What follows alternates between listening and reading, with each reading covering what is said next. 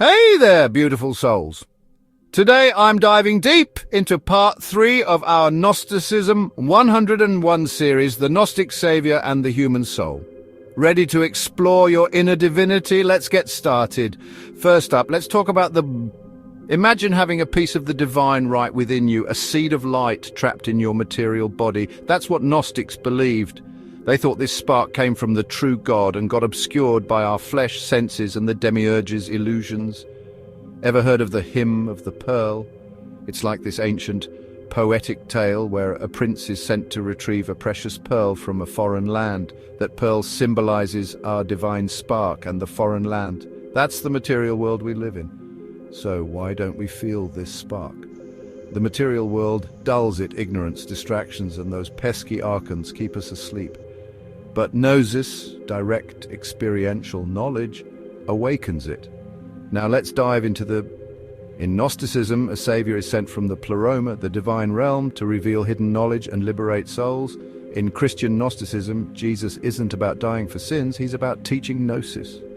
The Gospel of Thomas has Jesus saying, "I shall give you what no eye has seen, what no hand has touched." That's esoteric truth, my friends, not atonement. And it's not just Jesus. There's also Sophia, the embodiment of wisdom. In some myths, she seeks to redeem her own fall by guiding souls back to the divine. So, is the Savior human or divine? Usually they're both divine beings who take human form to sneak into the demiurge's realm. The Gospel of Philip even calls Jesus' body a garment he wears temporarily. Next, let's talk about In Gnosticism, salvation isn't about faith, works, or divine grace. It's about gnosis, knowing your divine origin. This knowledge frees your soul from the body and the archons, those cosmic rulers guarding the material cosmos. In the Pistis Sophia, Jesus teaches his disciples secret mysteries to pass through the archon's gates after death. So how does gnosis liberate? It's a shift in consciousness, realizing the world is a lie and your true self is divine. This mental liberation breaks the archon's power, which relies on ignorance. Here's a reflection prompt for you. What does the idea of an inner divinity mean to you? Could it apply to modern life, like finding purpose or overcoming challenges? Think about it. For some, it might mean discovering their real potential. Maybe not divine, but something deeper than daily struggles. This ties the Gnostic spark to personal growth, sparking discussion on its relevance today. For further reading, check out these excerpts from the Gospel of Thomas. Saying 3. When you come to know yourselves, then you will become known, and you will realize that it is you who are the sons of the living Father. And saying 77. Split a piece of wood, and I am there. Lift up the stone, and you will find me there. These sayings hint at the divine presence within all things. So, what makes the divine spark unique to Gnosticism? Unlike mainstream Christianity's focus on original sin, Gnosticism sees humanity as inherently divine but alienated. The spark isn't earned, it's your birthright from the pleroma. The Apocryphon of John says it's the light which exists in the light, buried in flesh by Yaldabaoth's design. And how does the Savior differ from Orthodox Christianity? In Orthodoxy, Jesus saves through his death and resurrection, reconciling humanity to God. In Gnosticism, he's a teacher or revealer, not a sacrifice.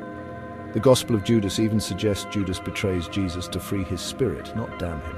The focus is on knowledge, not blood atonement. Who gets saved in Gnosticism?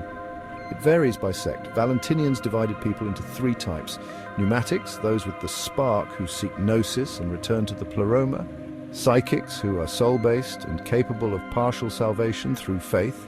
And Hylics, who are sparkless and tied to the demiurge's world forever. Some Gnostics were more universalist, suggesting all could awaken with the right knowledge. After liberation, the soul ascends through the cosmos, confronting archons who demand passwords or proofs of gnosis. It then rejoins the pleroma, merging with the divine fullness. The Gospel of Mary hints at this. Mary Magdalene describes the soul's ascent past powers like darkness and desire. Here's an additional activity for you. Imagine you're a soul facing an archon after death. The archon demands, "Who are you and why should I let you pass?" What do you say based on Gnostic ideas? You might say, "I am a child of the pleroma, bearing the light of Gnosis. You have no power over me, for I know the true God beyond your maker." This reinforces the power of knowledge as liberation. Thanks for hanging out with me today, Spiritual Seeker. Stay tuned for our next deep dive into Gnosticism. And remember, your divine spark is always within you, waiting to be awakened. Peace and light to you all.